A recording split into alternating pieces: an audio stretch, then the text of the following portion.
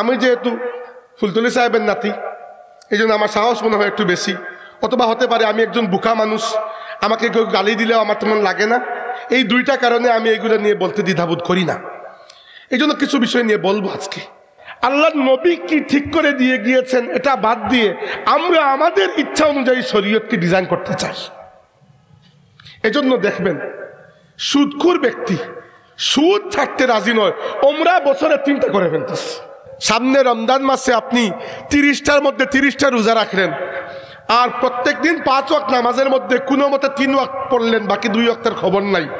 মনে রাখবেন আপনি সেই শরীয়ত অনুসরণ করতে পারেন নাই যে শরীয়তের ডিজাইন আল্লাহর রাসূল দিয়ে গিয়েছিলেন।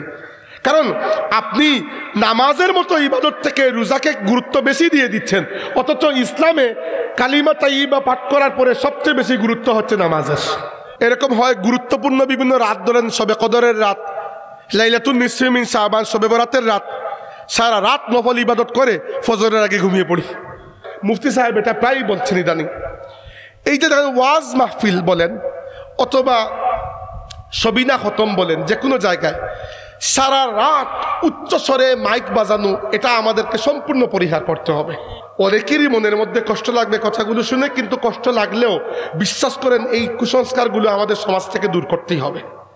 রমজান মাসে উদাহরণ দিচ্ছি, সেহরির সময় ধরেন আমরা উঠি 3টা 15 মিনিটে, ধরলাম উদাহরণ দিচ্ছি, অ্যাপ্রক্সিমেটলি এরকম সময়। তো 3টার সময় যদি কেউ মাইকে কিরাত পড়েন, গজল বলেন, কোনো সমস্যা নেই 15 মিনিট আগ থেকে। কিন্তু আপনি 1টা থেকে অনবরত মাইক চালাচ্ছে, তো মানুষ ঘুমাবে কোন সময়, তাই না? আপনিও হয়তো পরের দিন 12টা পর্যন্ত ঘুমাবেন। ধনী বাপের পুলা, আপনার কাজ নাই। অনেকের তো সকালে কাজ আছে না? তো আপনি যে 1টা থেকে মাইক বাজাচ্ছেন, মানুষ ঘুমাবে কোন সময়? এইগুলো কমন সেন্সকে আমরা খেয়াল করব না? রমজান মাস কি জন্য আসে, এরপরে প্রস্তুতির বিষয়টা আসছে। রমজান মাস আসে মূলত আমাদের যাবতীয় গুনাহকে ক্ষমা করিয়ে আমাদেরকে আল্লাহর নিকটবর্তী করার জন্য। কারণ রাসূল সাল্লাল্লাহু আলাইহি ওয়াসাল্লাম বলেছেন, মান সামা রমাদানা ঈমানান ওয়া ইহতিসাবান গুফিরা লাহু মা তাকাদ্দামা মিন যামবিহি। যে ব্যক্তি ঈমানের সাথে এবং সওয়াবের আশা মনের মধ্যে নিয়ে, বিনিময়ের আশা মনের মধ্যে নিয়ে রমজান মাসে রোজা পালন করে, আল্লাহ তার পূর্ববর্তী তামাম জীবনের গুনাহকে মাফ করে দেন। এরপরে বলেছেন যে এই মাসের মধ্যে এমন একটা রাত আছে, লাইলুন খায়রুম মিন আলফি শাহরিন, এমন একটি রাত যে রাত 1000 মাসের চাইতে উত্তম। এই রাত হচ্ছে লাইলাতুল কদর। মানুষের যাবতীয় আমল মূলত 2টা জায়গা থেকে জেনারেট হয়। একটা হচ্ছে তার দিল, নফস, রূহ যেটাই বলেন, একটা হচ্ছে তার ব্রেইন, তার চিন্তা, তার দিমাগ থেকে।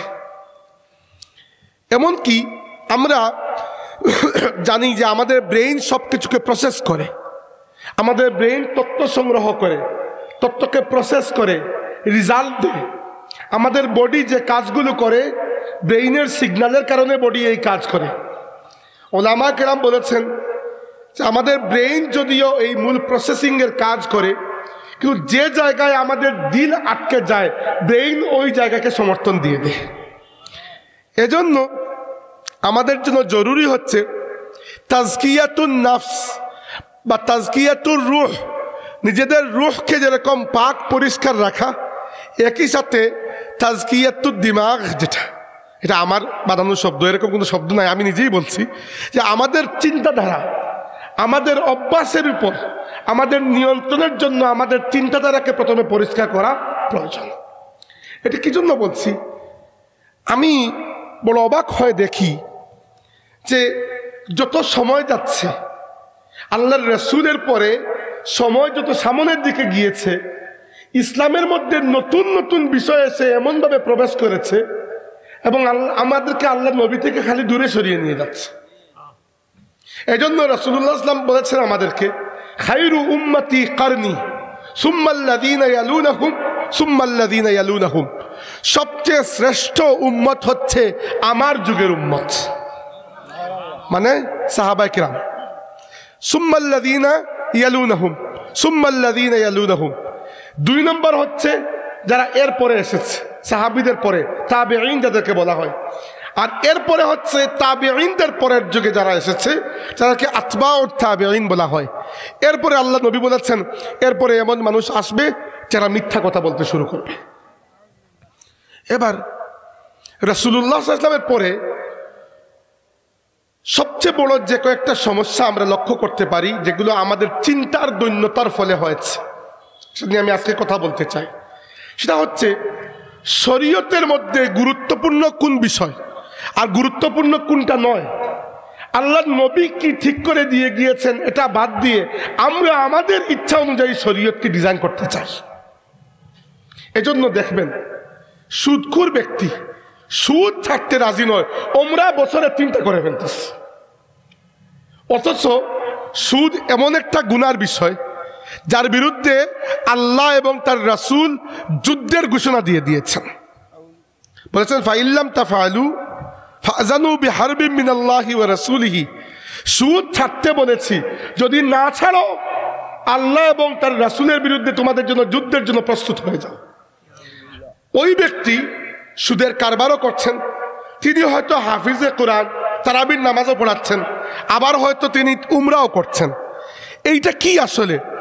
তিনি শরীয়তকে রাসূলুল্লাহর সেট করা শরীয়ত থেকে বের করে নিজের ইচ্ছা অনুযায়ী শরীয়তকে সেট করেছেন, যে আমি যদি সুদ খাইও তবুও উমরা করে সব গুনাহ মাফ করাতে পারবো। এই হচ্ছে তার ডিজাইন করা শরীয়ত, আর আল্লাহর রাসূলের ডিজাইন করা শরীয়ত ছিল অন্য রকমের। এইটা হচ্ছে আমাদের চিন্তার মধ্যে যে নাফরমানি ঢুকেছে। আমাদের অন্তর যেরকম কালিমাযুক্ত হয়, কালো হয়ে যায়, আমাদের ব্রেইনও এরকম কালো হয়ে যেতে পারে। হ্যাঁ, ফিজিক্যালি কালো রং ধারণ করে না, কিন্তু ব্রেইনের মধ্যে এমন কালিমা লেপিত হয় যে ইসলামকে আমরা রিডিজাইন করতে চাই, রিশিডিউল করতে চাই। এইটা করে করে মানুষের অবস্থা এরকম খারাপ হয়েছে, এরকম কুসংস্কার মানুষের মধ্যে এসেছে। এই কুসংস্কারগুলো নিয়ে কথা বললে বরং সমাজে আপনাকে মানুষ হেয় প্রতিপন্ন করতে পারে। কিন্তু আমি যেহেতু ফুলতলি সাহেবের নাতি, এই জন্য আমার সাহস মনে হয় একটু বেশি। অথবা হতে পারে আমি একজন বোকা মানুষ, আমাকে কেউ গালি দিলেও আমার তেমন লাগে না। এই 2টা কারণে আমি এইগুলো নিয়ে বলতে দ্বিধাবোধ করি না। এই জন্য কিছু বিষয় নিয়ে বলবো আজকে, যে আমাদের ব্রেইনকে আমরা কিভাবে পরিষ্কার করতে পারি রমজান মাসের আগে। প্রথমে বুঝুন, রমজান মাস হোক কিংবা যে কোনো মাস, শরীয়তকে আমরা সেইভাবেই মানতে হবে যেভাবে আল্লাহ এবং আল্লাহর পক্ষ থেকে প্রেরিত আল্লাহর রাসূল আমাদেরকে ডিজাইন করে দিয়েছেন। বাস, শরীয়তের নতুন কোনো ডিজাইন করা সম্ভব নয়, এটা কুফরি হয়ে যাবে। 2 নম্বর, শরীয়তের মধ্যে কোনটার গুরুত্ব আগে কোনটার গুরুত্ব পরে ওইটাও আল্লাহ আপনার উপর ছেড়ে দেন নাই, ওইটাও আল্লাহর রাসূল আমাদেরকে ঠিক করে দিয়ে গেছেন। অতএব সামনে রমজান মাসে আপনি 30টার মধ্যে 30টা রোজা রাখলেন, আর প্রত্যেক দিন 5 ওয়াক্ত নামাজের মধ্যে কোনো মতে 3 ওয়াক্ত পড়লেন, বাকি 2 ওয়াক্তের খবর নাই। মনে রাখবেন, আপনি সেই শরীয়ত অনুসরণ করতে পারেন নাই যে শরীয়তের ডিজাইন আল্লাহর রাসূল দিয়ে গিয়েছিলেন। কারণ আপনি নামাজের মতো ইবাদত থেকে রোজাকে গুরুত্ব বেশি দিয়ে দিচ্ছেন, অথচ ইসলামে কালিমা তাইয়্যিবা পাঠ করার পরে সবচেয়ে বেশি গুরুত্ব হচ্ছে নামাজের। বুঝতে পেরেছেন আমাদের প্রবলেমটা কোন জায়গায়? আমরা ইবাদত করি, কম বেশি করি, কিন্তু সেই ইবাদতের মধ্যে প্রায়োরিটি গুরুত্ব আরোপ করি নিজের ইচ্ছা মতো। এজন্য আমাদের ইবাদতগুলো সব সময় সেই রকম বরকত দেয় না যেরকম বরকত দেওয়ার কথা ছিল। উদাহরণস্বরূপ আল্লাহ বলেছেন, ইন্নাস সালাতা তানহা আনিল ফাহশাই ওয়াল মুনকার।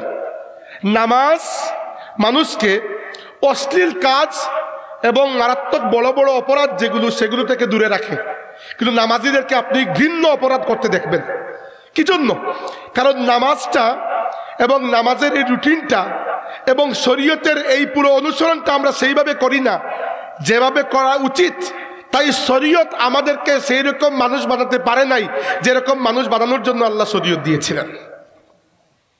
আমরা প্রায়োরিটি নিজেরাই সেট করে ফেলি। আমরা প্রায় এরকম হয়, গুরুত্বপূর্ণ বিভিন্ন রাত ধরেন, শবে কদরের রাত, লাইলাতুন নিসফি মিন শাবান, শবে বরাতের রাত, সারা রাত নফল ইবাদত করে ফজরের আগে ঘুমিয়ে পড়ি। পুরো শরীয়তকে আমরা রিডিজাইন করতে চাই। এই যে মহান একটা সমস্যা তৈরি হয়, এই সমস্যার কারণে আমরা ইবাদত করি, কিন্তু সেই ইবাদতের মাধ্যমে খালি ফরজই আদায় হয়, সেই ইবাদতের বরকতটা আমরা লাভ করতে পারি না।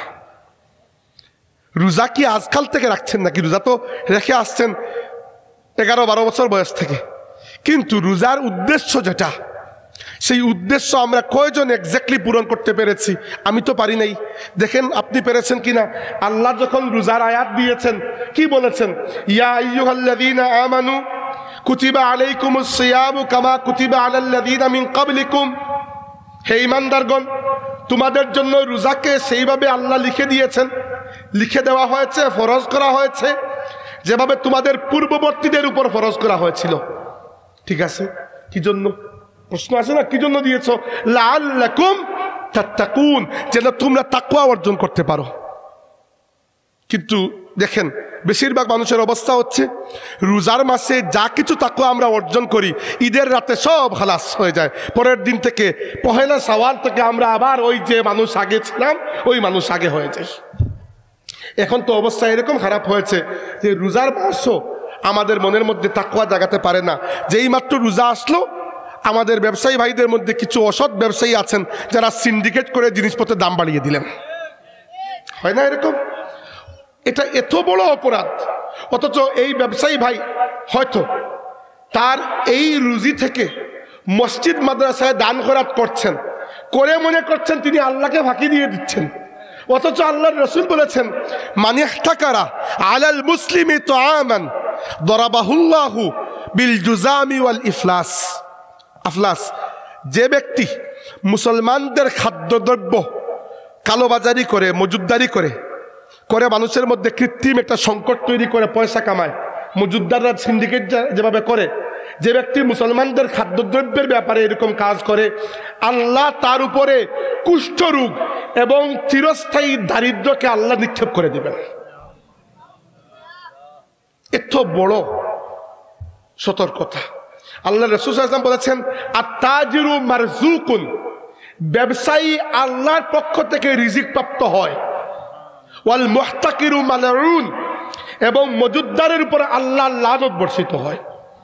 তবুও তো মজুদদারি করে খাবারের দাম বাড়ানো হচ্ছে, দাম বাড়িয়ে মানুষকে কষ্ট দিয়ে টাকা রোজগার করে সেই টাকা দিয়ে আবার উমরার পিকনিক করা হচ্ছে, করে মনে করছে আমরা আল্লাহকে খুশি করে ফেলবো। এই যে শরীয়তের মধ্যে যে পারভার্সন, বিকৃতি আমরা সাধন করেছি, এইটার পরিষ্কার করা জরুরি কিনা? অবশ্যই জরুরি। একটা বিষয় খালি মনে রাখবেন, দ্বীন এবং শরীয়তের একমাত্র মার্কাজ হচ্ছেন মুহাম্মদুর রাসূলুল্লাহ সাল্লাল্লাহু আলাইহি ওয়াসাল্লাম, অন্য কোনো ব্যক্তি নয়। অতএব শরীয়তকে সেইভাবে মানতে হবে যেভাবে আল্লাহর রাসূল ঠিক করে দিয়েছেন। প্রথমে বিশ্বাস করতে হবে যে এটাই শরীয়ত, এরপরে যা মানতে পারলেন, যা পারলেন না আল্লাহর কাছে ক্ষমা চেয়ে নেন। কিন্তু আপনি যদি হালালকে হারাম বানাতে শুরু করেন, আর আপনি যদি হারামকে হালাল বানাতে শুরু করেন, তাহলে তো এটা কুফরি হয়ে গেল। যে ব্যক্তি রোজা ছেড়ে দিল কবিরা গুনাহগার হবে, তাই না? কিন্তু যে ব্যক্তি রোজাকে অস্বীকার করলো সে কি আর মুসলমান থাকতে পারলো? এইটা বোঝাতে চাচ্ছি আপনাদেরকে, এই বিষয়টা যে শরীয়তের মধ্যে প্রায়োরিটাইজ করার দায়িত্ব আল্লাহর রাসূলের, এটা আপনার নয়। মুজাদ্দিদ আলফে সানি রাহমাতুল্লাহ আলাইহি বহুত বড় একজন আল্লাহর ওলি ছিলেন, আলিমে দ্বীন ছিলেন, মুজাদ্দিদ ছিলেন। এক ব্যক্তি তার কাছে এসে দীর্ঘদিন থাকলেন, যাওয়ার সময় বললেন যে হযরত আমাকে একটা নসিহত করুন যেটা আমি সারা জীবন মনে রাখবো। মুজাদ্দিদ আলফে সানি রাহমাতুল্লাহ আলাইহি নসিহত করলেন যে দেখো, একটাই নসিহত সারা জীবন মনে রাখবে, কখনো আল্লাহ হওয়ার চেষ্টা করবে না আর কখনো রাসূল হওয়ার চেষ্টা করবে না। ওই ব্যক্তি বলল যে হযরত আমি তো বুঝি নাই, আল্লাহ হওয়ার চেষ্টা করবে না মানে কি? আল্লাহ তো চেষ্টা করলে তো হওয়া যাবে না। তিনি বললেন দেখো, মানুষ যদিও এটা জানে যে সে আল্লাহ হতে পারবে না, কিন্তু মাঝে মধ্যে সে এমন হাবভাব দেখায় যেন সে নিজে খোদা হয়ে গেছে। কিভাবে? এটা একমাত্র আল্লাহর শান যে আল্লাহ যা চান তাই হবে, ফাআলুল লিমা ইউরিদ, আল্লাহ যা চান সেটাই হবে। তাই তুমি যদি মনে করো তুমি যা চাও তাই হবে, তাহলে ইনডিরেক্টলি তুমি নিজেকে খোদা বানিয়ে দিচ্ছ। অতএব জীবনে কখনোই মনে করবে না তোমার প্রত্যেকটা চাওয়া পূর্ণ হবে। প্রত্যেকটা ইরাদা একমাত্র আল্লাহর পূর্ণ হয়, অন্য কারো প্রত্যেক ইরাদা পূর্ণ হয় না। আর 2 নম্বর, রাসূল হবে না এর মানে হচ্ছে এটা একমাত্র রাসূলুল্লাহ সাল্লাল্লাহু আলাইহি ওয়াসাল্লামের শান। যে ব্যক্তি রাসূলুল্লাহর সাথে বিরোধিতা করবে, রাসূলুল্লাহর কথাকে অমান্য করবে, সে কাফির হয়ে যাবে। তাই জীবনেও কখনো মনে করবে না যে তোমার কথা অস্বীকার করলে কেউ কাফির হবে। এটা একমাত্র রাসূলুল্লাহর শান। যে ব্যক্তি রাসূলুল্লাহর কথাকে অস্বীকার করবে সে কাফির হয়ে যাবে। এই সমস্যাটা কি জন্য? আমরা শরীয়তকে নিজের ইচ্ছা মতো ডিজাইন করতে চাই, এজন্য শরীয়তের মধ্যে বিকৃতি সাধন করি। এর মধ্যে কয়েকটা বিষয় চিন্তা করুন। একটা বলি, এটা একটু কন্ট্রোভার্সিয়াল, কিন্তু তবুও বলছি, বলাটাই খুব জরুরি। ইদানিং দেখেছি আমার চাচা হযরত আল্লামা মুফতি গিয়াসউদ্দিন সাহেব খুব শক্তি দিয়ে এই কথা বলেন, আমার বাবা নিজেও বলেন, এটা আমিও আজকে বলতে বাধ্য হচ্ছি। সেটা হচ্ছে যে ইসলামের সব কিছুর জন্য একটা আলাদা নিয়ম দেওয়া আছে। যখন আল্লাহ আমাদেরকে স্পষ্ট করে বলেছেন, ইজা হুয়িতুম বিতাহিয়াতিন ফাহাইয়ু বিআহসানা মিনহা আও রুদ্দুহা, যখন কেউ তোমাকে স্বাগতম জানাবে, ওয়েলকাম করবে, তার চেয়ে বাড়িয়ে তাকে প্রতিদান দাও বা কমপক্ষে অতটুকু ফিরিয়ে দাও। আর ইসলামে স্বাগতম জানানোর পদ্ধতি আল্লাহর রাসূল নিজে আমাদেরকে শিখিয়ে গেছেন। সেই পদ্ধতির নাম হচ্ছে সালাম দেওয়া, এবং সালাম দেওয়ার ক্লিয়ার সুন্নতের নিয়ম আছে, আসসালামু আলাইকুম, অথবা লম্বা করে বললে আসসালামু আলাইকুম ওয়া রাহমাতুল্লাহ।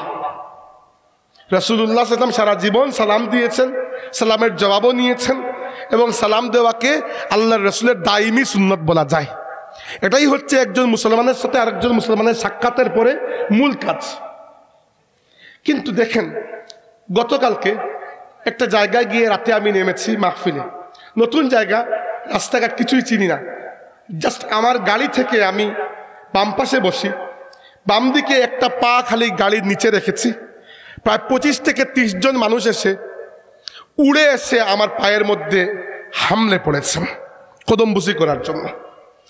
আমি ধারণা করেছি এই 25 জনের মধ্যে সর্বোচ্চ 2 জন বা আরো কম হবে আসসালামু আলাইকুম বলেছেন, বাকিরা বলেনও নাই।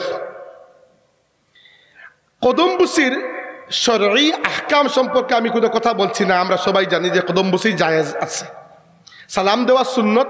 কদমবুসিকে বা হাতের মধ্যে চুমা দেওয়া, যেটা তাকবিলুল ইয়াদ বলে, এটাকে মুস্তাহাব বলা হয়েছে। আর পায়ে চুমু দেওয়া আল্লাহর রাসূলকে সাহাবায়ে কেরাম দিয়েছেন বলে আমরা হাদিসে পেয়েছি। সাহাবায়ে কেরাম একে অন্যকে দিয়েছেন বলেও হাদিস পাওয়া যায়।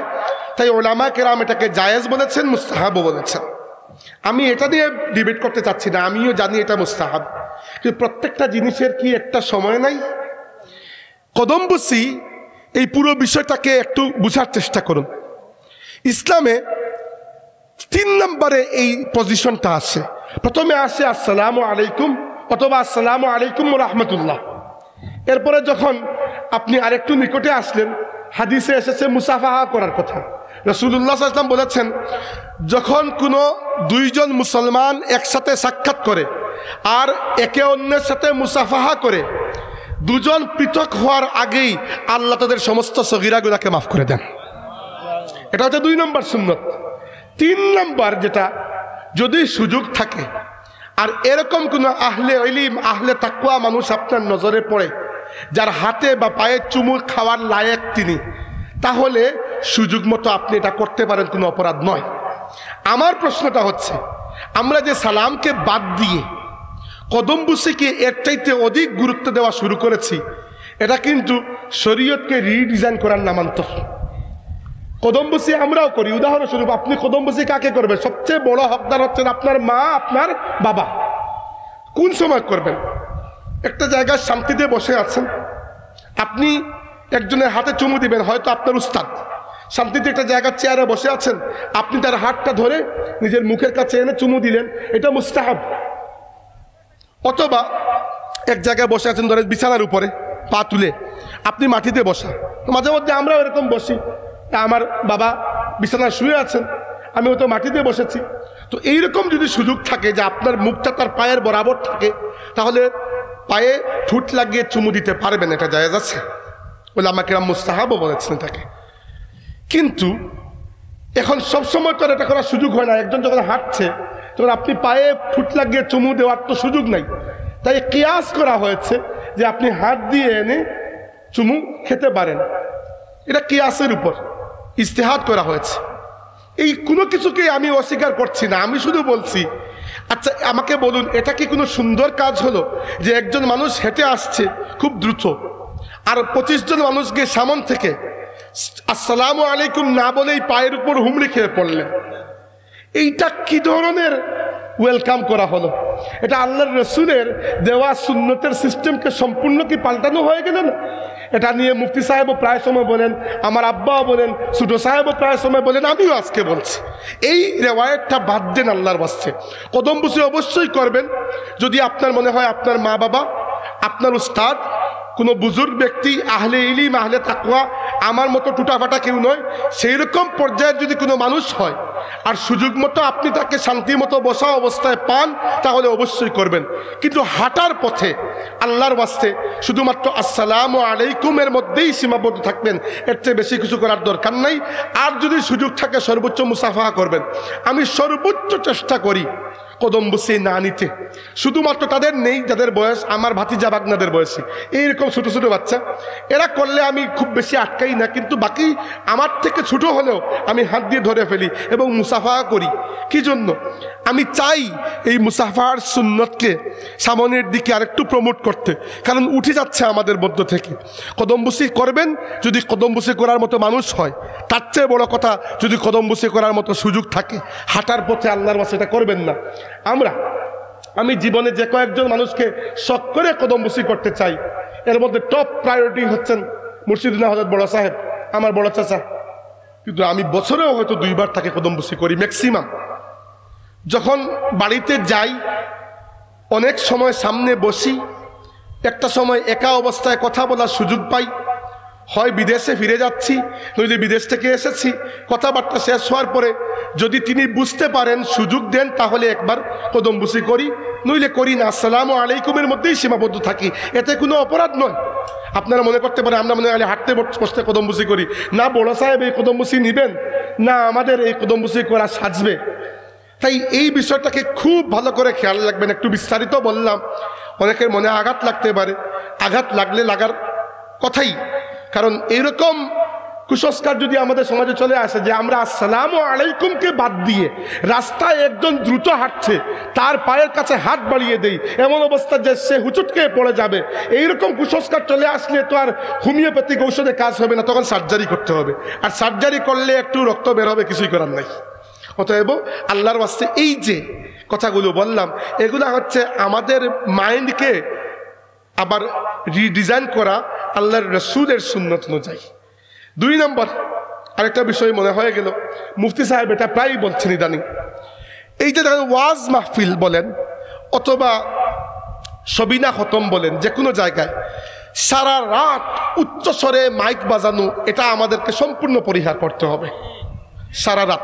কারণ হচ্ছে অনেক অসুস্থ রুগী, প্রত্যেকটা ঘরে ঘরে বাচ্চা মানুষ অসুস্থ রুগী আছেন যাদের সারা রাতের মধ্যে একটা বার হয়তো ঘুমের একটা ঝাপটা আসে, ওই সময় ঘুমটা যদি ভেঙে যায় সারা রাত আর ঘুম লাগবে না। খতমের বিরুদ্ধে কথা বলছি না, খতম আমরাও করি, কিন্তু সেই খতমটা করবেন 12টার আগ পর্যন্ত বা 11টার আগ পর্যন্ত বড় মাইক দিয়ে, এরপরে ছোটো মাইক আপনি একটা সাউন্ড বক্সের ব্যবস্থা করেন যেন আপনার বাড়ির মানুষ শুনতে পায়। বাকি দুনিয়ার তামাম মানুষকে জবরদস্তি এই নফল ইবাদত করানোটা আপনার দায়িত্ব নয়। মুয়াজ্জিন আজান দিবেন বড় মাইকে, কারণ ফরজের জন্য মুয়াজ্জিন ডাকছেন। নামাজ ফরজ ইবাদত, কুরআন শরীফ তিলাওয়াত করা এমনিতেই নফল ইবাদত, তিলাওয়াত শোনানোও নফল ইবাদত। এখন নফল ইবাদত কাউকে আপনি ঘুম ভাঙ্গিয়ে জবরদস্তি শোনানো, এটা কি ঠিক আছে? ওয়াজ মাহফিল সর্বোচ্চ যদি হয় নফল, ওয়াজ মাহফিল কেউ শোনা তো আর ওয়াজিব নয়। আপনি সারা রাত যদি এরকম বিশাল বড় বড় মাইক বাজিয়ে, এমন এখন ওয়াজ মাহফিলের সংখ্যাও তো বেড়ে গেছে, প্রায় সময় মানুষ অভিযোগ করেন আমাদের কাছে যে ভাই এমন জায়গায় আমার ঘর, একই রাতে 3 দিক থেকে মাইক চলতেছে, 3টা ওয়াজ মাহফিল, না কোনো কিছু বুঝার ক্ষমতা আছে, সারা রাত এত চিৎকার চেঁচামেচি। সাধারণত সুন্দর হচ্ছে খুব বড় মাহফিল ছাড়া বাদবাকি মাহফিলগুলো 12টার মধ্যে 1টার মধ্যে শেষ করে দিয়ে উত্তম। সারা রাত পরে খামোখা মানুষই থাকে না, পরে দেখা যায় বক্তা আর সামনে মাইকের অপারেটর ছাড়া আর কেউ নেই, দুই একজন মুরব্বী যাদের ঘুম আসতেছে না বসে আছেন, বাকি কেউ নাই। তো এই মাহফিল চালানোর তো কোনো দরকার নাই, আপনি বন্ধ করে দেন 12টা সাড়ে 12টার পরে, অথবা যদি চালাতে হয় মাইকটার রেঞ্জ কমিয়ে নিয়ে আসেন যেন মানুষের কষ্ট না হয়। মানুষকে কষ্ট দিয়ে নফল ইবাদত করানো আপনার দায়িত্ব নয়, এটা আল্লাহর রসুলের সুন্নতের খেলাফ। কিভাবে বললাম? সাহাবী আব্দুল্লাহ ইবনে মাসউদ রাদিয়াল্লাহু আনহু বলেছেন, রাসূল সাল্লাল্লাহু আলাইহি ওয়াসাল্লাম আমাদেরকে নিয়ে বসতেন আর দার্স দিতেন, ইসলামের তালিম দিতেন, কোরআন শরীফের তালিম দিতেন, ওয়াজ করতেন। কয়েকদিন করে কয়েকদিন গ্যাপ দিতেন, কয়েকদিন করে একদিন গ্যাপ দিতেন, কয়েকদিন করতেন কয়েকদিন করতেন না।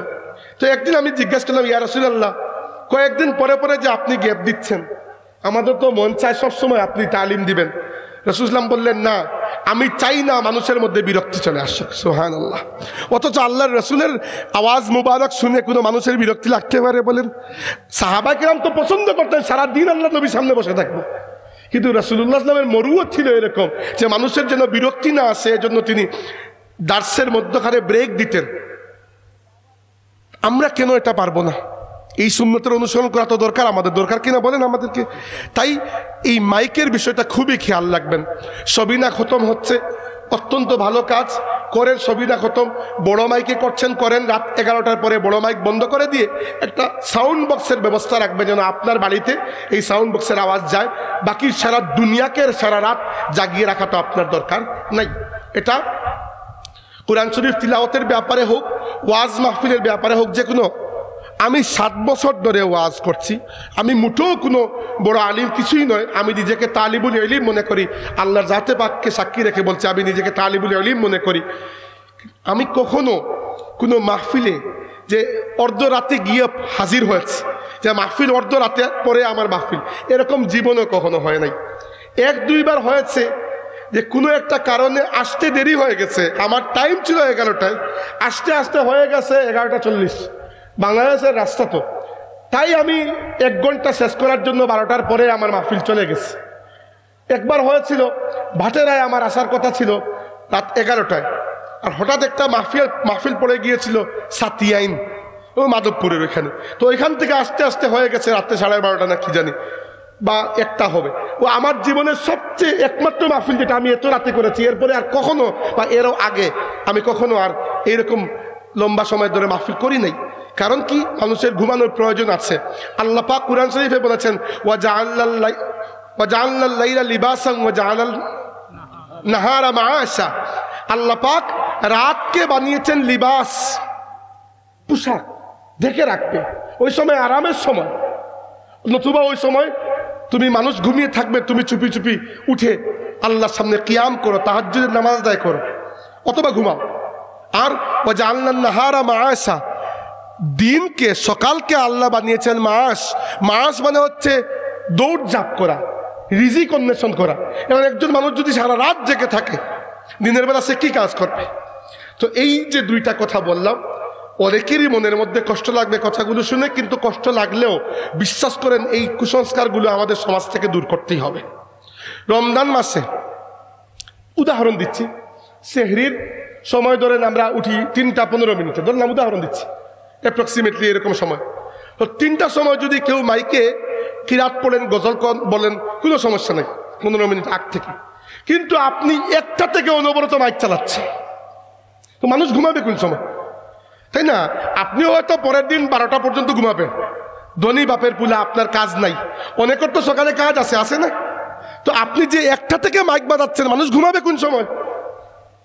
এইগুলো কমন সেন্সকে আমরা খেয়াল করব না? মানুষ দারুল কিরাতের ছাত্র এবং উস্তাদরা সকালে উঠে পড়াতে যাবে, এদের তো ঘুমের প্রয়োজন আছে। আপনি তো নাক ডাকিয়ে ঘুমাবেন সারা রাত।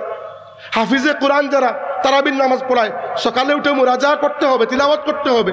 সবার সকালে কাজ আছে, আপনার নাই কাজ, আপনি খামাখা মাইক বাজাচ্ছেন। 3:15টায় উঠার কথা, আপনি 3টা থেকে মাইক বাজান। কিরাত বলেন, সুন্দর একটা নাতে রাসূল বলেন, মানুষের ভালো লাগবে, একুশিলা মানুষ উঠে যাবে। কিন্তু আপনি 1টা থেকে মাইক বাজাচ্ছেন, না কেউ ঘুমাতে পারলো, না কেউ তাহাজ্জুদ পড়তে পারলো। ঘরের মধ্যে যে মহিলারা আছে না, এদেরকে আমরা জীবনেও খেয়াল করি না। এদেরও তো ইবাদত বন্দেগীর দরকার আছে। মাইকে আন্দাজি সারা রাত গজলের ব্যাপারেও একটা কথা বলতে চাই। দেখেন, গজল কসিদা এগুলা সাহাবায়ে কেরামের সুন্নত। সাহাবা কেরাম রাসূল সাল্লাল্লাহু আলাইহি ওয়াসাল্লামের শানে অসংখ্য কসিদা রচনা করেছেন, নাতে রাসূল। হাসান ইবনে সাবিতের নাম জানি না, এরকম কেউ আছে এখানে? কাব ইবনে মালিক রাদিয়াল্লাহু আনহুমা, কাব ইবনে জুহাইর রাদিয়াল্লাহু আনহু, আব্দুল্লাহ ইবনে রাওয়াহা রাদিয়াল্লাহু আনহু, এরা আল্লাহর রাসূলের কবি ছিলেন। এরা কবিতা পড়লে আল্লাহর রাসূল খুশি হতেন, নাতে রাসূল পড়তেন এরা। সাহাবা কেরাম খন্দকের যুদ্ধের সময় যখন পরীক্ষা খনন করছেন, পেটে তো খাবার নাই, শরীরে শক্তি নিয়ে আসার জন্য স্লোগান দিয়েছেন, আল্লাহর হামদ বয়ান করেছেন, আল্লাহর রাসূলের নাত বয়ান করেছেন, ইসলামের জিহাদের বাণী শুনিয়েছেন, একজন আরেকজনকে উৎসাহ দিয়েছেন। এই সবই জায়েজ এবং সুন্নত, সাহাবা কেরামের সুন্নত। কিন্তু গজল বলার সময় খেয়াল রাখবেন, বিশেষ করে গজল লেখার সময়, সেই গজলের মধ্যে যদি আকীদার কোনো বিষয় আশয় চলে আসে, একজন ভালো আলিমকে দেখানো কি দরকার না? গজলের মধ্যে নিজের ইচ্ছা মতো কথাবার্তা বলার কি প্রয়োজন আছে? এই জন্য আমার মনে আছে প্রত্যেকবার ফুলতলিতে যখন ইসালে সাহেব মাহফিলের আগে রুটিন করা হয়, বড় সাহেব খুব শক্ত দিয়ে একটা কথা বলেন যে গজল যারা গাইবে তারা কোন গজল গাইবে আগে ওটা তোমরা একবার শুনবে, তারপরে মাইকে দেবে। হতে পারে নিজে বানিয়ে একটা নিয়ে এসেছেন, আর বানান, সমস্যা নাই, কিন্তু সেই বানোয়াট গজলটা যদি এমন বানোয়াট হয় যেটা শরীয়তের পুরো নিয়ম কানুনের ঊর্ধ্বে চলে যায়, আকীদার বিষয়কে পার করে চলে যায়, তাহলে মহা সমস্যা না? মহা সমস্যা। কোনো একটা গজল এরকম ইঙ্গিত করে বলছি না, আমার পুরো মনেই আসছে না, কিন্তু দেখেন অনেক মানুষ আছেন গজল লিখছেন। উদাহরণস্বরূপ আমরা ফুলতলি সাহেব রহমতুল্লাহ আলাইহি লিখিত নালায়ে কলন্দর জানি না, আমরা এতদিন ধরে পড়া হচ্ছে, আমরা তো পড়ছি, এটি ফুলতলি সাহেবের লিখিত। এরপরে কবি আল্লামা রুহুল আমিন খান, তিনিও তো লিখেন, তার লেখা কসিদাগুলো আমরা মিলাদুন্নবীর সময় পড়ি, অনেক সময় পড়ি। মৌলানা মুজাহিদুল ইসলাম বুলবুল প্রায় 20-25 বছর ধরে গজল লিখছেন এবং গাইছেন, আজ পর্যন্ত একটা গজল নিয়েও তো কেউ অবজেকশন করে নাই। তো এইরকম মানুষের লেখা গান গজল আপনি গাইতে পারেন, কোনো সমস্যা নাই। আর যদি নিজে লিখতে হয়, আল্লাহর বাস্তে একজন ভালো সিনিয়র আলিমের পরামর্শ নেবেন যে আমি এই গজলটা লিখেছি, একবার দেখেন। আমার মতো কেউ নয়, একজন ভালো সিনিয়র আলিমের পরামর্শ নেবেন। যদি আকীদার কোনো বিষয় থেকে থাকে, এমন কথা বলে দিলেন, রাসূলুল্লাহ সাল্লাল্লাহু আলাইহি ওয়াসাল্লামের প্রশংসা করতে করতে গিয়ে এমন অবস্থা হয়ে গেল যে রাসূল সাল্লাল্লাহু আলাইহি ওয়াসাল্লামকে কোনো জায়গায় আপনি আল্লাহ রাব্বুল আলামিনের কোনো সিফাতের সমকক্ষ করে দিলেন, কি মারাত্মক অপরাধ হবে। আবার অন্য কোনো ব্যক্তিকে, কোনো আলিম পীর বুজুর্গ প্রশংসা করতে করতে আপনি তাকে রাসূলুল্লাহ সাল্লাল্লাহু আলাইহি ওয়াসাল্লামের শানে পৌঁছে দিলেন, এটা তো আরো মহা সমস্যা। তো এই বিষয়গুলো যেন না হয়, কি করতে হবে? একজন ভালো আলিমকে দেখানো জরুরত না? তো এই বিষয়, এগুলো হচ্ছে আমাদের জেহেনকে পরিষ্কার করার মতো বিষয়। রমজানকে সামনে রেখে আমি এগুলো কেন বলছি? রমজান আমাদের রূহকে পরিষ্কার করতে আসে, গুনাহকে পরিষ্কার করতে আসে, ঠিক আছে, কিন্তু আমাদেরকে শক্তি দিয়ে খুব সতর্ক হয়ে আন্তরিকভাবে আমাদের দিমাগকে, মাইন্ডকে, ব্রেইনকে পরিষ্কার করতে হবে। এছাড়া উপায় নাই। আমাদেরকে বুঝতে হবে শরীয়ত সেইভাবেই পালন করতে হবে যেভাবে রাসূলুল্লাহ সাল্লাল্লাহু আলাইহি ওয়াসাল্লাম আমাদেরকে দিয়ে গেছেন। আমি দায়িত্ব নিয়ে বলছি, কুরআন শরীফের আয়াত আমার দলিল।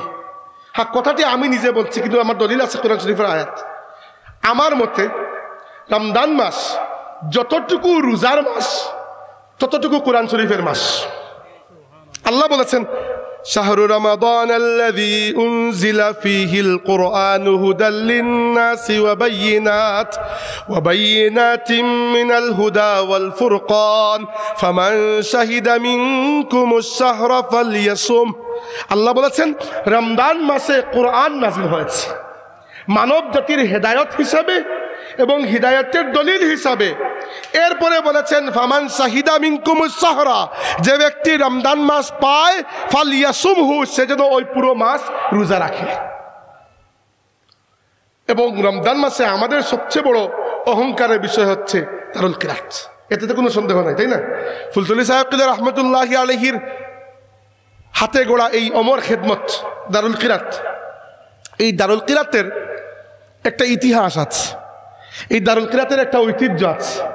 এই দারুল কিরাত 2-4 দিনের মেহনতের ফসল নয়, দারুল কিরাতের বয়স 80 বছরের উপরে হয়ে গেছে, আলহামদুলিল্লাহ। এই দারুল কিরাতের যে কিরাত, এই কিরাতের সনদ ফুলতলি সাহেব রহমতুল্লাহি আলাইহির 3 উস্তাদ,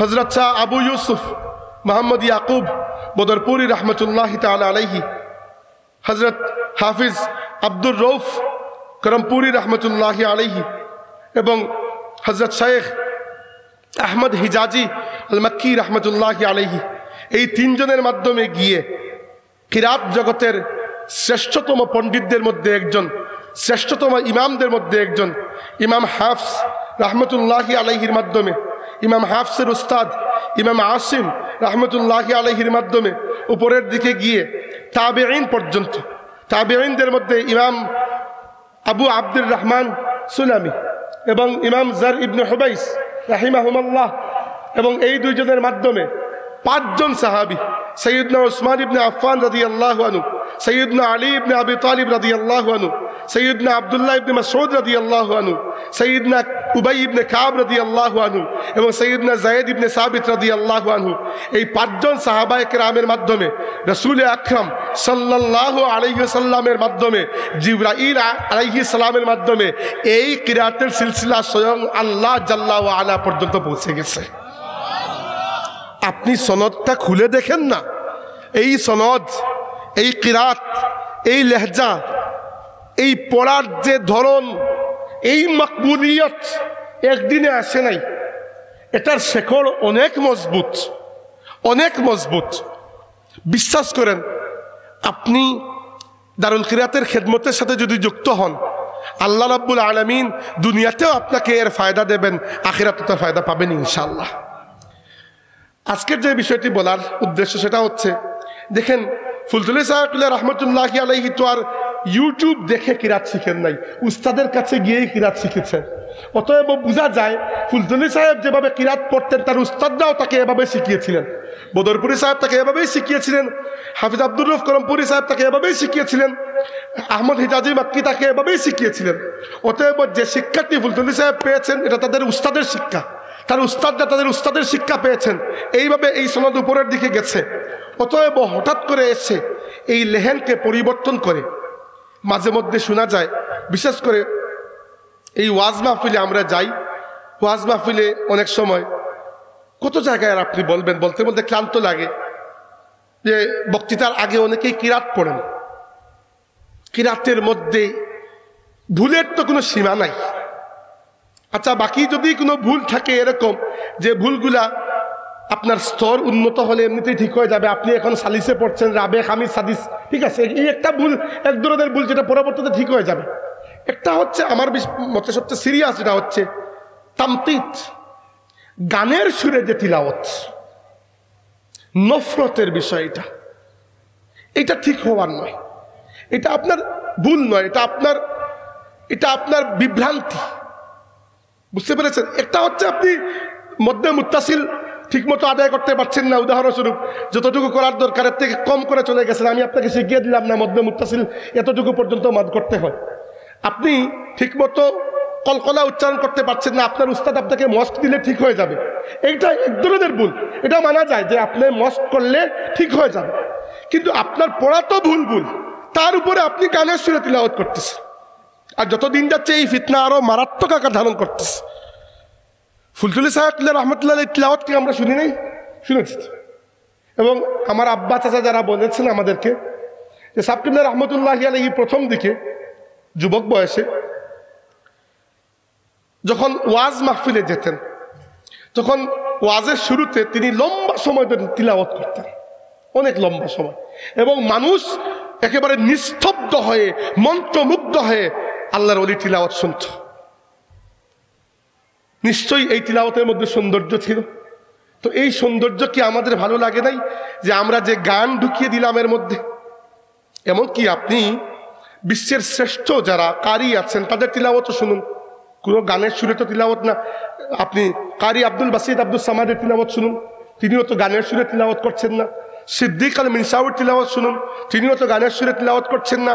মাহমুদ খলিল হোসেনের তিলাওয়াত শুনুন, তিনিও তো গানের সুরে তিলাওয়াত করছেন না। এমনকি মক্কা শরীফের ইমাম সাহেব যারা বড় সিনিয়র ইমাম যারা আছেন, বিশেষ করে আমার সবচেয়ে প্রিয় একজন কারি ছিলেন যিনি রিটায়ার করেছেন গত 2-2.5-3 বছর হয়ে গেল, ডক্টর সৌদ ইবনে ইব্রাহিম সুরাইম। তিলাওয়াত তো গানের সুরে নয়, হ্যাঁ প্রত্যেকের সুরের মধ্যে একটা বেশকম আছে, অনেকের সুললিত কণ্ঠ, অনেকের নয়, সুললিত কণ্ঠের বিষয়টা বলছি না, সুললিত কণ্ঠ অনেকের নাই, কিন্তু নিজস্ব একটা কণ্ঠ তো আছে। আমি এটার কথা বলছি না, আমি বলছি আপনি ইচ্ছা করে কুরআন শরীফের পুরো লেহেনকে পরিবর্তন করে ওই গানের লেহেন যেটা এটা নিয়ে আসছেন, এটা সম্পূর্ণ বিদআত। এটাকে তামতিদ বলা হয়। কিরাতের ইমাম যারা তারা বলেছেন গানের সুরে তিলাওয়াত করা কিরাতের মধ্যে একটা বিদআত। সেটা আমরা কেন করছি? যত দিন যাচ্ছে এটাকে আর আম করে দেওয়া হচ্ছে। এইটা কখনো করবেন না। দারুল কিরাতের এই খেদমত আপনারা শুধু যে আমরা শুধু নাম বলবো, মিছিল দেব, এই জন্য নয়। আমাদের জীবনের উপরে একটা আসর থাকতে হবে, আমাদের তিলাওয়াতের উপর আসর থাকতে হবে। তিলাওয়াত, কুরআন শরীফ তিলাওয়াত এত পছন্দনীয় আল্লাহর রাসূলের কাছে, আল্লাহ তাবারক ওয়া তাআলার কাছে। কোনো ব্যক্তি সুন্দর করে তিলাওয়াত করেছে, এটা শুনলে আল্লাহর রাসূল মুগ্ধ হয়ে শুনতেন তিলাওয়াত। একদিন সকালে আবু মুসা আশআরী রাদিয়াল্লাহু আনহুকে দেখে রাসূলুল্লাহ সাল্লাল্লাহু আলাইহি ওয়াসাল্লাম বললেন, ইয়া আবা মুসা কাদ উতিতা মিজমারাম মিন মাজামিরি আলা দাউদ। হে আবু মুসা, আল্লাহ পাক তোমাকে দাউদ আলাইহিস সালামের খানদানকে যত নিয়ামত দিয়েছেন এর মধ্যে একটা নিয়ামত আল্লাহ তোমাকে দিয়ে দিয়েছেন। সেটা কি? সেটা হচ্ছে তোমার কণ্ঠ। এত সুন্দর করে তুমি তিলাওয়াত করো। তিনি জিজ্ঞেস করলেন, ইয়া রাসূলুল্লাহ, আপনি জানলেন কিভাবে? আপনার সামনে তো তিলাওয়াত কখনো করা হয় নাই। রাসূল সাল্লাল্লাহু আলাইহি ওয়াসাল্লাম বললেন, গতকাল রাতে আমি এক জায়গায় যাচ্ছিলাম, তোমার ঘরের পাশ দিয়ে যাওয়ার সময় শুনি তুমি তাহাজ্জুদের সময় উঠে তিলাওয়াত করছো কুরআন শরীফ, আর আমার এত পছন্দ হয়েছে আমি কান লাগিয়ে দীর্ঘক্ষণ তোমার তিলাওয়াত শুনছি। তিনি বললেন, ইয়া রাসূলুল্লাহ, আমি যদি জানতাম তাহলে আমি আরো আবেগ নিয়ে তিলাওয়াত করতাম। রাসূল সাল্লাল্লাহু আলাইহি ওয়াসাল্লাম একবার সালিব মৌলা আবু হুযাইফা রাদিয়াল্লাহু আনহুকে তিলাওয়াত করতে দেখলেন মসজিদের মধ্যে, খুব সুন্দর করে তিলাওয়াত করছেন। আল্লাহ রাসূল সাল্লাল্লাহু আলাইহি ওয়াসাল্লাম বললেন, আলহামদুলিল্লাহিল্লাযী জাআলা ফি উম্মতি মিসলা হাযা। আমি আল্লাহর প্রশংসা করছি যে আল্লাহ আমার উম্মতের মধ্যে এইরকম একজন কারি দিয়েছেন। তো সুন্দর সুরে তিলাওয়াত করা আল্লাহর রাসূলের নির্দেশ। বলেছেন, মাল্লাম ইয়াতাগান্না বিল কুরআনি ফালাইসা মিন্না। যে ব্যক্তি সুন্দর কণ্ঠে তিলাওয়াত করে না সে আমার দলভুক্ত নয়, সে আমার সুন্নতের অনুসরণ করছে না। তাই সুন্দর সুরে তিলাওয়াত করবেন, আপনার যে সুর আছে ওই সুরে তিলাওয়াত করবেন। কিন্তু মনে রাখবেন, কুরআন শরীফকে আল্লাহ নিজস্ব একটা সুর দিয়ে দিয়েছেন। এখানে আপনার গানের সুর ঢুকানোর কোনো সুযোগ নাই। এটা সম্পূর্ণ বিদআত। এর নাম হচ্ছে তামতিদ। এটা থেকে উলামায়ে কেরাম নিষেধ করেছেন আমাদেরকে। দয়া করে দারুল কিরাতের তিলাওয়াতকে আমরা পরিবর্তন করব না, এই শুদ্ধ তিলাওয়াতকে একই রকম আমরা বহাল রাখবো। 3টা কথা বললাম, আর বেশি লম্বা করব না, আরও 10 মিনিটের মধ্যে শেষ করব। এরপরে আসুন 4 নম্বর বিষয়। আজকে খালি এইগুলা নিয়ে কথা বলছি ইচ্ছা করে। আমি বলেছি যে আজকে আমি দিমাগকে কিভাবে, চিন্তাকে কিভাবে পরিষ্কার করা লাগবে এই বিষয়টা নিয়ে কথা বলবো। সমাজের আরো বহু কুসংস্কার সামনে পড়ে, সবগুলো সবসময় মনেও থাকে না। দেখেন সম্মানিত হাজিরিন, এর মধ্যে একটা হচ্ছে রমজান মাসের দিনের বেলা রোজা অবস্থায় আমরা যে দিনটা পার করি, যারা দারুল কিরাতের খেদমতে আছেন বা যারা হাফিজে কোরআনদের আবার একটা সুবিধা আছে। আমি নিজেও হাফিজে কোরআন, প্রায় 13-14 বছর তারাবির নামাজ পড়িয়েছি। 2006 সাল থেকে তারাবির নামাজ পড়িয়েছি। গত 2 বছর থেকে পড়াই না, আমি থাকি দেশের বাইরে। তো আমার দীর্ঘ অভিজ্ঞতা আছে। আবার আমি দারুল কিরাতেও পড়ানোর সৌভাগ্য এবং সুযোগ আল্লাহ পাক আমাকে করে দিয়েছেন। তো কুরআন শরীফের সাথে যখন আপনি যুক্ত থাকবেন, তো একটা সুবিধা কি, বেশি সময় মানুষের সাথে আর কথা বলা লাগে না। রোজা অবস্থায় দিনের বেলা তিলাওয়াতের মধ্যে বেশি সময় কেটে যায়, এবং যেটা উচিত। কিন্তু যাদের এই কোনো চিন্তা নাই, না দারুল কিরাতের খেদমতে আছেন, না তারাবির খেদমতে আছেন, তো আপনি কি করবেন? অনেককে দেখা যায় রোজা অবস্থা সারাদিন বসে বসে গল্প, কথাবার্তা, এবং কথাবার্তা বললে স্বাভাবিকভাবে ঝগড়া জাতি চলে আসে। কারণ পেটে ক্ষুধা থাকলে মিজাজ খারাপ থাকে, তো হয়ে যায়। রোজা অবস্থায় একটা আবদার আপনাদের কাছে, মোটেও উপদেশ নয়, উপদেশ দেওয়ার যোগ্যতা আমার নাই, আবদার করছি। রোজা অবস্থায় দিনের বেলা আমরা কথা কমিয়ে ফেলবো ইনশাআল্লাহ। কেন? কারণ কথা বললেই মুখ দিয়ে এক সময় না এক সময় মিথ্যা কথা আসবে, গীবত আসবে, মানুষের সিদ্ধান্বেষণ আসবে, ফাউল ল্যাঙ্গুয়েজ আসবে, গালাগালি আসতে পারে, ঝগড়া লাগতে পারে। এই সবগুলোই খারাপ। এইগুলো আপনার রোজার সওয়াবকে কমজোর করে দিচ্ছে। রাসূলুল্লাহ সাল্লাল্লাহু আলাইহি ওয়াসাল্লাম বলেছেন, মান লাম ইয়াদা কাওলা যুরি ওয়াল আমালা বিহি ফালাইসা লিল্লাহি হাজাতুন ফি আন ইয়াদা তাআমাহু ওয়া শারাবাহু। যে ব্যক্তি আল্লাহর সন্তুষ্টির জন্য রোজা অবস্থায় মিথ্যা কথা বলা আর খারাপ কাজ করা বাদ দিতে পারলো না, আল্লাহর কোনো প্রয়োজন নাই সে খাওয়া দাওয়া বাদ দিক কি খাওয়া দাওয়া খাক। আপনার জন্য রোজা আর উপবাস একই বিষয় হয়ে গেল। আল্লাহর সন্তুষ্টির জন্য যদি আপনি মিথ্যা কথা বলা রোজা অবস্থায় আর খারাপ কাজ করা বাদ দিতে পারলেন না, এরপরে খাবার দাবার বাদ দিলেই কি আর না দিলেই কি, এত বড় ধমক আল্লাহ রাসূল দিয়েছেন, এরপরেও যদি সতর্ক না হই আমরা। এই জন্য আপনাদের কাছে আমার অনুরোধ, যত গল্প সবগুলাকে পোস্টপোন করেন, করে নিয়ে যান তারাবির পরে, যে ভাই তারাবির পরে চা পান খেয়ে গল্প হবে ইনশাআল্লাহ, তাই না? কিন্তু এর আগ পর্যন্ত রোজা অবস্থায় বেশি গল্পগুজব বাদ দিয়ে কুরআন শরীফের মধ্যে অধিক সময় দিন।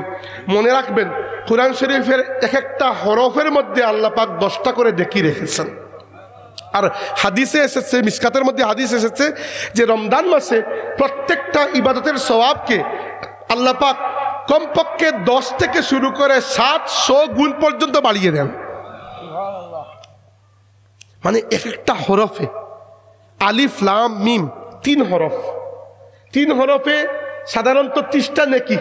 আর রমজান মাসে যদি আল্লাহ এক একটাকে 700 গুণ করে বাড়ান, তাইলে 30 × 700, আমার মেয়েতে তো ভালো নয়, আপনারা হিসাব করে দেখুন।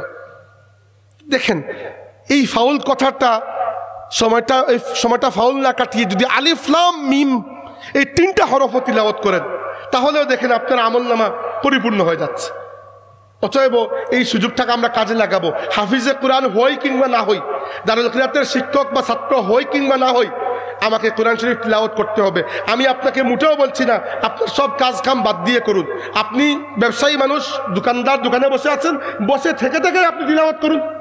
কাস্টমার আসলে কাস্টমার ডিল করলেন, এছাড়া সারাদিন বসে কি করবেন? এই অভ্যাসটা আমরা সবাই করতে হবে ইনশাআল্লাহ। রমজান মাসের সকালবেলা রোজা অবস্থায় কথাবার্তা কমিয়ে ফেলবো। কথাবার্তা বললেই ঝগড়াঝাটি হবে, কথাবার্তা বললেই এক সময় না এক সময় গীবত বের হবে, এক সময় না এক সময় মিথ্যাচার বের হবে, বুহতান বের হবে, ফাহিশা বের হবে, মুখ থেকে খারাপ কথা বের হবে। এর চাইতে অনেক ভালো হচ্ছে কম কথা বলা, আর এর চাইতে সর্বোত্তম হচ্ছে আল্লাহর কিতাব তিলাওয়াত করা। আচ্ছা, আর রমজান মাসের আরেকটা সুন্নত আমি বলে দিই, এটা রমজান মাসের সুন্নত নয়, এটা দায়েমি সুন্নত। ইদানিং আমি খুব বেশি বলছি, আগে এত বলতাম না, ইদানিং আমার নিজের খুব বেশি ফিল হচ্ছে, এই জন্য বলছি আমি। সেটা হচ্ছে রমজান মাসের আগেই প্রত্যেকেই এখানে যারা আছেন, আমি চাই সবাই পরামর্শ আবদার, মিসওয়াকের অভ্যাস করে ফেলুন। মিসওয়াক করার অভ্যাস করে ফেলুন, দেখবেন আপনার এত উপকার হবে, এই উপকার আপনি গুণে শেষ করতে পারবেন না। রাসূলুল্লাহ সাল্লাল্লাহু আলাইহি ওয়াসাল্লাম বলেছেন, লাউলা আন আশুক্কা আলা উম্মতি লা আমারতুহুম বিসওয়াকি ইনদা কুল্লি সালাতিন। আমার উম্মতের উপর যদি কষ্ট না হতো, আমি প্রত্যেক নামাজের আগে মিসওয়াক করাকে আবশ্যক করে দিতাম। আবশ্যক করেন নাই উম্মতের কষ্ট হবে বলে, কিন্তু বুঝতে পারছেন গুরুত্ব কোন জায়গায়। 2 নম্বর, রাসূল সাল্লাল্লাহু আলাইহি ওয়াসাল্লাম বলেছেন, যে ব্যক্তি মিসওয়াক করে আল্লাহ ওই ব্যক্তির মুখকে পছন্দ করেন। আর কোনো কথা বাকি আছে? রাসূল সাল্লাল্লাহু আলাইহি ওয়াসাল্লাম জীবনের শেষ যে কাজটি করেছে সেটা হচ্ছে মিসওয়াক, জীবনের শেষ কাজ। আয়েশা সিদ্দিকা রাদিয়াল্লাহু আনহা বলেছেন, রাসূল সাল্লাল্লাহু আলাইহি ওয়াসাল্লাম আমার ঘরে আমার কুলের মধ্যে মাথা রেখে জীবনের শেষ সময় অসুস্থ অবস্থায় আছেন। ওই সময় আয়েশা সিদ্দিকা রাদিয়াল্লাহু আনহার ভাই আব্দুর রহমান ইবনে আবু বকর রাদিয়াল্লাহু আনহু ঘরের মধ্যে প্রবেশ করলেন আল্লাহ রাসূলকে দেখতে, এবং তার হাতে ছিল একটা মিসওয়াক। রাসূল সাল্লাল্লাহু আলাইহি ওয়াসাল্লাম ওই মিসওয়াকের দিকে তাকালেন, এমনভাবে তাকিয়েছেন, আয়েশা রাদিয়াল্লাহু আনহা বললেন যে আমার মনে হলো আল্লাহ রাসূল সাল্লাল্লাহু আলাইহি ওয়াসাল্লাম সম্ভবত মিসওয়াকটি ব্যবহার করতে যাচ্ছেন, মিসওয়াকটি ব্যবহার করতে চাচ্ছেন। এবার আয়েশা রাদিয়াল্লাহু আনহা তার ভাইকে ইশারা দিলেন যে মিসওয়াকটি এদিকে দাও। আব্দুর রহমান ইবনে আবু বকর রাদিয়াল্লাহু আনহু মিসওয়াকটি আয়েশা সিদ্দিকা রাদিয়াল্লাহু আনহার হাতে দিলেন। আয়েশা রাদিয়াল্লাহু আনহা ওই মিসওয়াকের যে পার্শ্ব আল্লাহর রাসূল ব্যবহার করেন, ওই তার ভাই ব্যবহার করেন নাই, এখনো ঠিকঠাক আছে, আনইউজড, ওই অংশকে নিজে চিবিয়ে নরম করে রাসূল সাল্লাল্লাহু আলাইহি ওয়াসাল্লামের মুখের মধ্যে দিয়ে দিলেন। রাসূল সাল্লাল্লাহু আলাইহি ওয়াসাল্লাম ওই মিসওয়াক দিয়ে দাঁত পরিষ্কার করলেন, এবং সাথে সাথে রাসূল সাল্লাল্লাহু আলাইহি ওয়াসাল্লাম ইলার রাফিকিল আলা, আল্লাহ তাবারাকা ওয়া তাআলার দিকে আল্লাহর রাসূলের রূহ মুবারক চলে গেল। জীবনের শেষ কাজ আল্লাহ রাসূল করেছেন মিসওয়াক। এবং মিসওয়াক করলে মুখে ক্যান্সারের সম্ভাবনা অনেক গুণ কমে যায়। এটা চিকিৎসা বিজ্ঞান আমাদেরকে আজকে এসে জানিয়েছে, যারা নিয়মিত মিসওয়াক করে তাদের মুখের দুর্গন্ধ দূর হয়, দাঁতের যে স্বাস্থ্য আছে, দাঁতের হেলথ ভালো থাকে, গলার অবস্থা ভালো থাকে, এবং সবচেয়ে বড় কথা হচ্ছে ওরাল ক্যান্সারের সম্ভাবনা অনেক গুণ কমে যায়। আর মিসওয়াকের সুবিধা হচ্ছে আপনি রোজা অবস্থায় মিসওয়াক করতে পারবেন, এতে আপনার রোজার কোনো ক্ষতি হবে না, কোনো ক্ষতি হবে না। হ্যাঁ, রোজা অবস্থায় আপনি টুথপেস্ট দিয়ে ব্রাশ করবেন না, এতে মুখের মধ্যে স্বাদ চলে যায়, কিন্তু মিসওয়াক করতে পারবেন, এতে কোনো সমস্যা নাই। তো মিসওয়াকের অভ্যাস করেন, নামাজের আগে যখন অজু করবেন অজুর সময় মিসওয়াক করেন, কমসে কম দিনে একবার করেন, যে কোনো সময় আপনার যখন ইচ্ছা। আপনার যদি রোজা অবস্থায় আনকমফোর্টেবল লাগে আপনি ইফতারের পরে করেন, বাট আমি চাচ্ছি যে কোনোভাবে প্রথম থেকে অভ্যাসটা হয়ে যাক, একবার করে শুরু করেন, পরে আস্তে আস্তে অভ্যাসটা হয়ে যাবে। আর মিসওয়াক যেহেতু নিজের ব্যবহারের জন্য কিনবেন, তাই ভালো কোয়ালিটির কিনবেন। অনেকেই কি করে, এত খারাপ মিসওয়াক কিনে 2 দিন পরে মিসওয়াক হয় ভেঙে যায়, নইলে ভেস্তে যায়, নইলে এমন সেবড়া হয়ে যায়, পরে আর ইচ্ছেই করে না। ভালো দামি মিসওয়াক কিনবেন, এই ক্ষেত্রে কোনো কম্প্রোমাইজ করবেন না। এখন আপনি ভালো একটা শার্ট পরেছেন, ওইখানে একটা কলম রেখেছেন, সাদা সুন্দর দামি শার্ট, কলম কিনেছেন একেবারে 4 টাকা দামের, ওই কলম থেকে কালি পড়ে আপনার পুরো শার্ট ভিজে গেছে, তো লাভ কি হইল? আপনার নিজের ব্যবহারের জন্য যদি কিছু কিনেন, তো ভালো জিনিস কিনেন। তো মিসওয়াক আরাক গাছের কাঠ দিয়ে মিসওয়াক, এটা রাসূলুল্লাহ করতেন। নিম গাছ দিয়ে করতে, নিম গাছের কাঠ দিয়ে করতে পারেন, তার বাংলাদেশে যেটা অনেক সময় হয়। তারপরে জৈতুন, জৈতুন তো সাজারাতাম মুবারাকা, বরকতময় গাছ। তো মিসওয়াকের অভ্যাস, এটা আপনাদের কাছে আমার একটা আরজ, একটা আবদার, একটা আরজি রইল যে মিসওয়াকের অভ্যাস করেন। আমার নিজেরও মিসওয়াকের অভ্যাস আছে, এই জন্য আমি একটু বড় গলায় বলি। আর এইটা আপনার মুখে আল্লাহর কাছে পছন্দনীয় করে চলবে। রাতে অতিরিক্ত মাইক বাজাবেন না। হ্যাঁ, সেহরির 15 মিনিট আগ থেকে 20 মিনিট আগ থেকে আপনি বাজাতে পারেন, আমি যেটা বলেছি। কিন্তু রাত 1টা থেকে 12:30 থেকে শুরু করে দিলেন আন্দাজে খালি গজল। মানুষকে ঘুমাতে দিন, নিজেও তাহাজ্জুদ পড়ুন, মানুষকেও তাহাজ্জুদ পড়তে দিন। আর রাতে তাহাজ্জুদের বিষয়টা খেয়াল রাখবেন। এমনিতে তো সবার আমলের মধ্যে তাহাজ্জুদ হয়তো নাই, অনেকেই হয়তো আমার মতো বেআমল, কেউ কেউ হয়তো তাহাজ্জুদ নিয়মিত আদায় করেন, আল্লাহর নেক বান্দা অনেকেই তো আছেন। কিন্তু আমরা যারা বেআমল, কমপক্ষে রমজান মাসে তো খেয়াল করবো। আর কত বাদ দেব? রমজান মাসে আপনি 3টা 15 মিনিটে ঘুম থেকে উঠবেন, কষ্ট করে 3টায় উঠে যান। 8 টাকার তাহাজ্জুদ পড়তে কতক্ষণ লাগে? আর যদি আপনি আল্লাহর রাসূলের মতো সুন্দর করে পড়তে চান, যেভাবে আয়েশা সিদ্দিকা রাদিয়াল্লাহু আনহা বলেছেন, রাসূলুল্লাহ সাল্লাল্লাহু আলাইহি ওয়াসাল্লামের রাতের নামাজের কথা আমাকে জিজ্ঞেস করো না, ওই নামাজের সৌন্দর্য আমার পক্ষে বলে শেষ করা সম্ভব নয়। সেজদায় গেলে এবং কাতর হয়ে সেজদা দেন, যে আপনি আল্লাহর রাসূলের ওই কথার উপর আপনি আমল করেন, আনতা আবুদাল্লাহ কাআন্নাকা তারাহু ফাইন লাম তাকুন তারাহু ফাইন্নাহু ইয়ারাকা। এমন ভাবে আল্লাহর ইবাদত করো যেন নিজের চোখে আল্লাহকে দেখতে পাচ্ছ। আর যদি এটা না পারো, কমপক্ষে এটা মনে করে যে আল্লাহ তোমাকে দেখতে পাচ্ছেন। আল্লাহ রাব্বুল আলামিন আমাদের রমজানকে তাম জীবনের গুনার কাফফারা বানানোর তৌফিক দিন। আল্লাহ আমাদের সামনের রমজানকে আমাদের জীবনের সর্বশ্রেষ্ঠ রমজান বানানোর তৌফিক দিন। আমরা বলি আমিন। ওয়া আখিরু দাওয়ানা আনিল হামদুলিল্লাহি রাব্বিল আলামিন।